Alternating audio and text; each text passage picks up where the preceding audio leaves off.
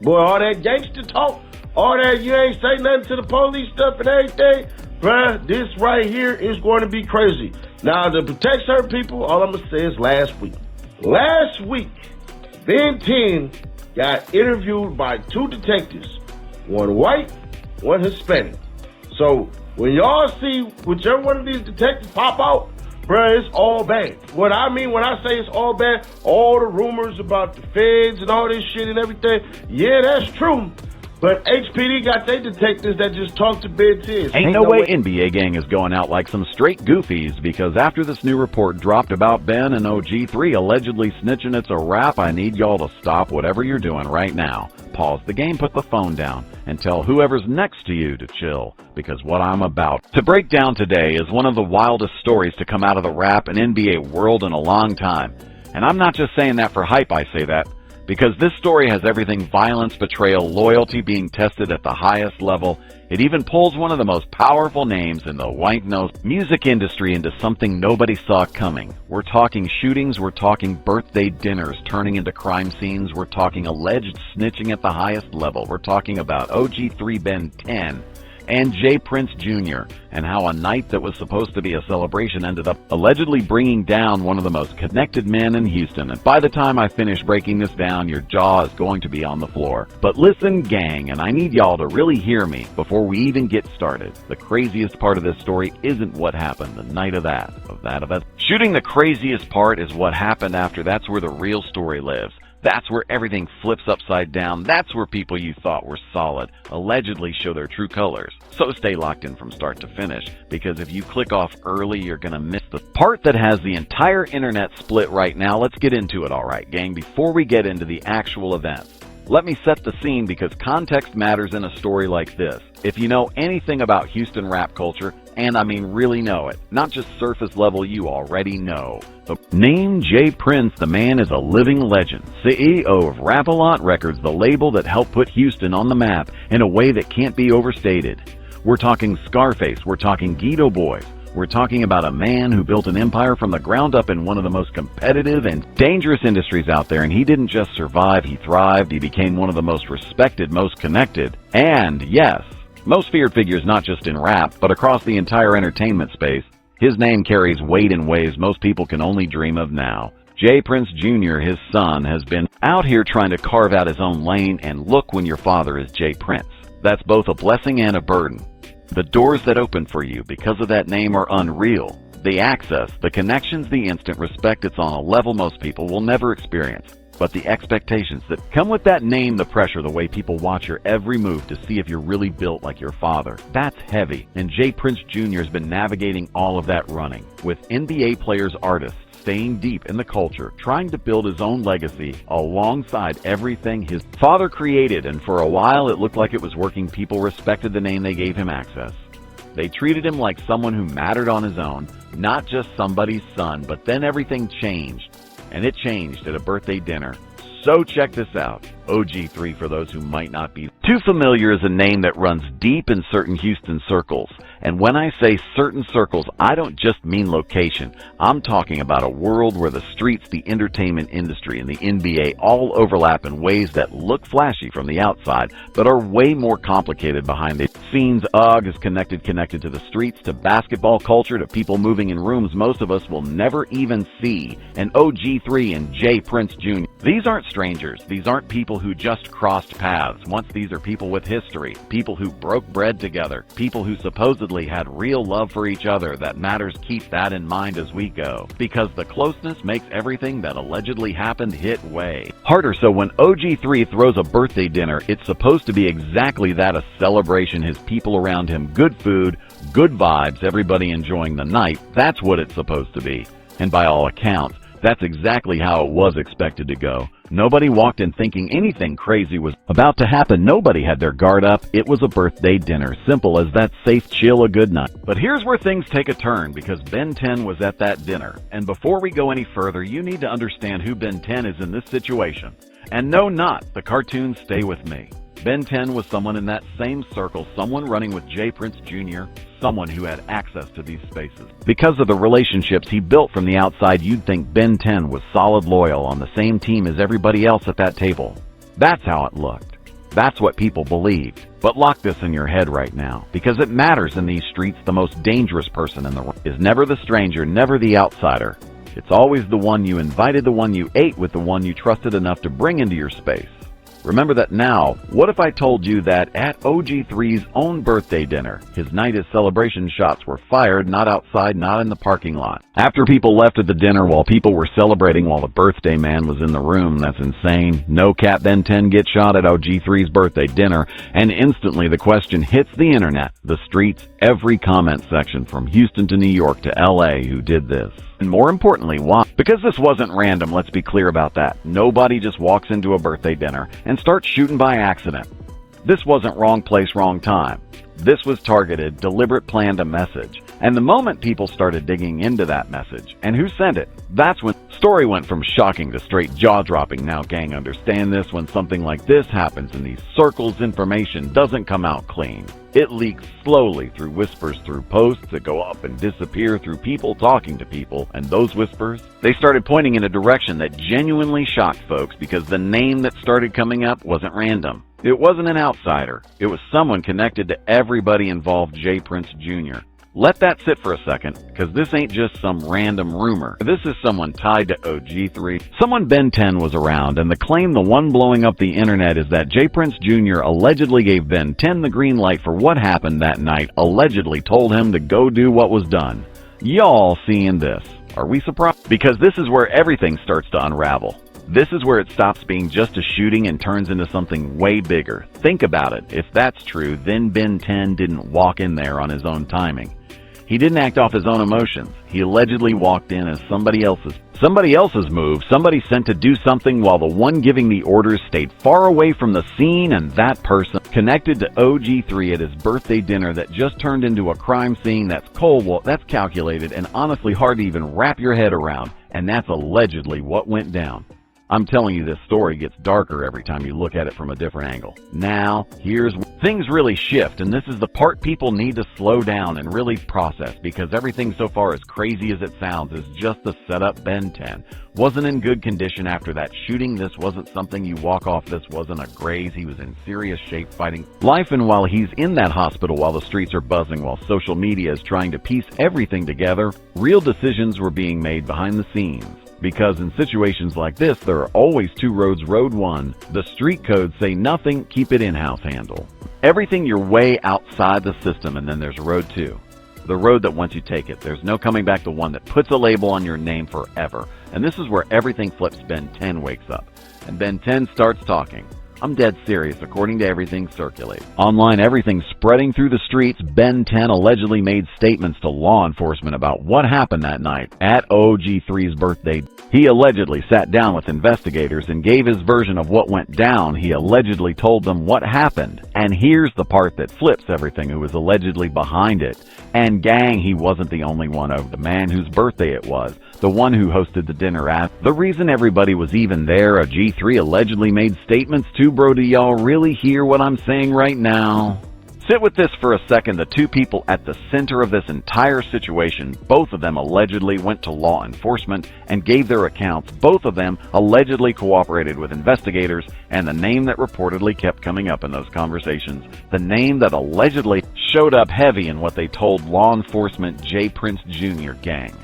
This is not a drill. This isn't just social media chatter. This isn't two people going back and forth online. We're allegedly talking about real statements made to real investigators, real information given in a real legal setting.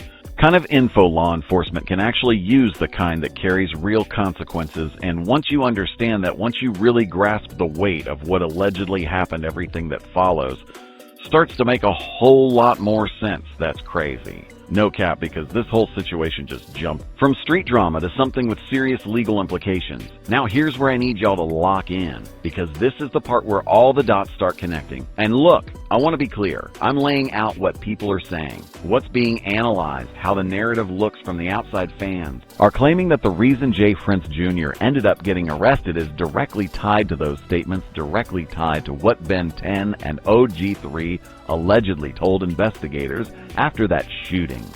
Think about that. Really think about it. The same people who were allegedly used in this situation, the same People who were allegedly targeted, manipulated, put in tough positions by someone who was supposed to be on their side, those are the same people who allegedly became the reason that person is now facing serious legal consequences.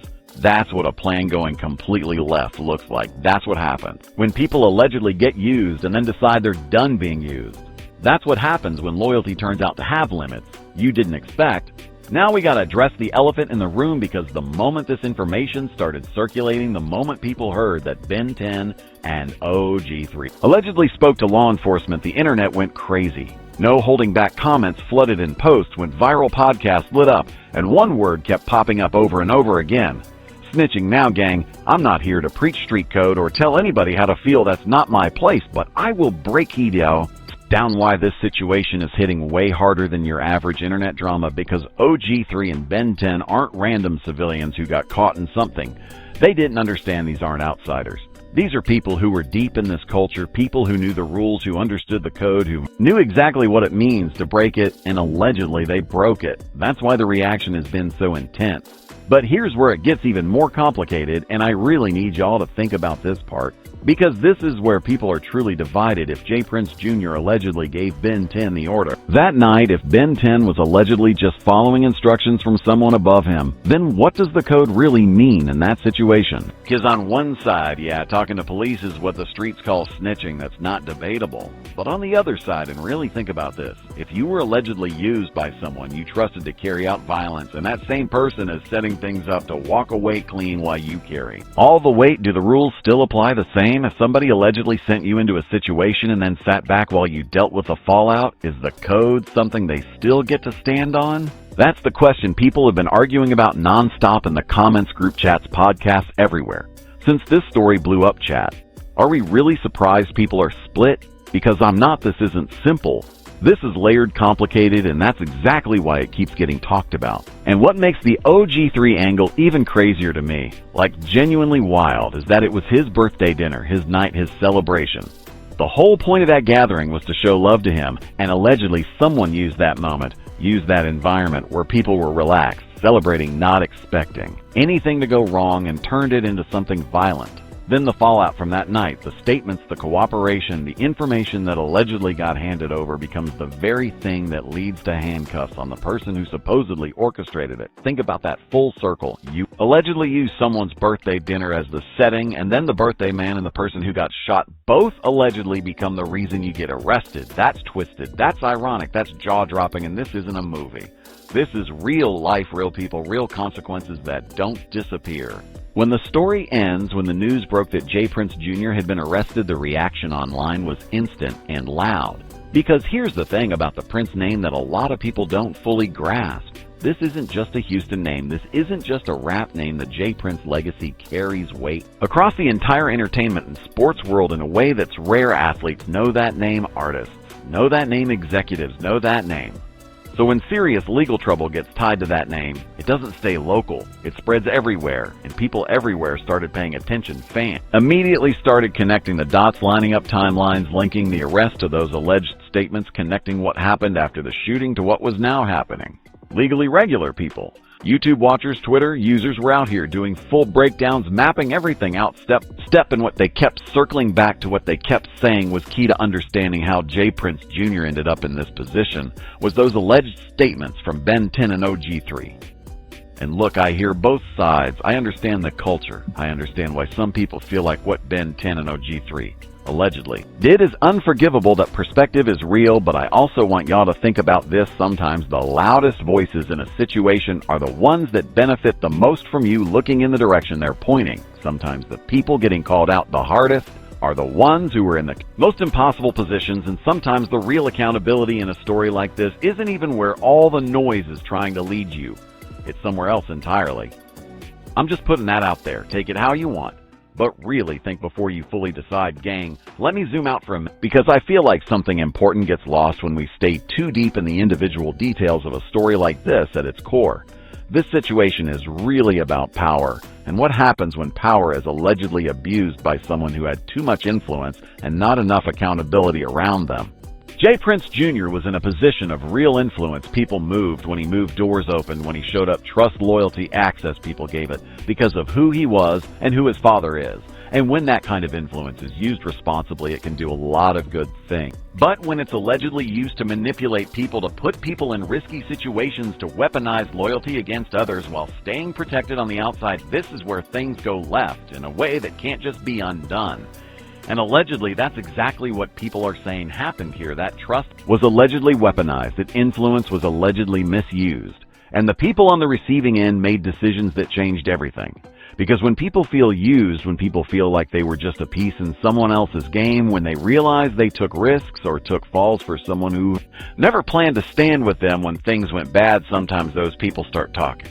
That's not me endorsing anything. That's not me telling anybody how to move. That's just human nature. Push people far enough into a corner, and suddenly the Dakota looks very different, depending on which side you're standing on. All right, gang, let's bring this all the way back and tie everything together, because a lot has been said here. Here's what we know, what's being alleged, and what people are saying online. OG3 throws a birthday dinner Ben. 10 is their Ben 10 allegedly gets shot at that dinner. The claim circulating everywhere is that J. Prince Jr. was allegedly behind it, the one who gave the order, the one who allegedly instructed Ben 10, the one who allegedly set everything in motion while staying removed from the actual act. Then Ben 10 survives. He wakes up, and according to what fans have been piecing together from what's been circulating online, Ben 10 allegedly speaks to law enforcement, and OG3, whose birthday dinner turned into a crime scene, allegedly speaks to. And fans are saying those conversations, those statements, that alleged cooperation with investigators is what ultimately led to J. Prince Jr. being taken into custody. Now, whether you call that justice or call it snitching really depends on where you stand, what you believe and how you interpret the code, and who you think it applies to. But one thing is not up for debate. This is one of the most shocking, layered, and jaw-dropping stories to come out of this world in a long time. Betrayal, violence, loyalty being pushed to the limit, a powerful name tied into serious allegations, and two people who were allegedly at the center of it all, now sitting inside a narrative the internet just can't stop talking about. And real talk, gang. Real talk, gang. Want to end it here because it matters. Behind every part of this story are real people, real families, and real lives that were permanently affected by what allegedly happened at that birthday dinner and everything after it. Whatever the truth ends up being when this fully plays out in a courtroom, and it will play out one way or another, real people are going to carry the weight of it every single day, and that's something worth remembering. Even when a story is this wild, even when it's hard to look away from real life, is still real life. These aren't just headlines, these are people. And that deserves respect. If you stayed with me through the whole breakdown from the dinner to the aftermath, you already know what to do. Hit that like button. Right now, no overthinking, just tap it. And if you're new here, don't even scroll past subscribe and turn on notifications, because we don't do surface level stories. We go all the way in every time. Now I want to hear from y'all. Drop in the comments. Do you think Ben 10 and OG3 were wrong for allegedly making those statements? Or do you think they were in a situation where they had no real choice but to do what they did? There's no wrong answer. I just want to see the discussion make some noise in the comments. I'll catch y'all in the next one. Peace.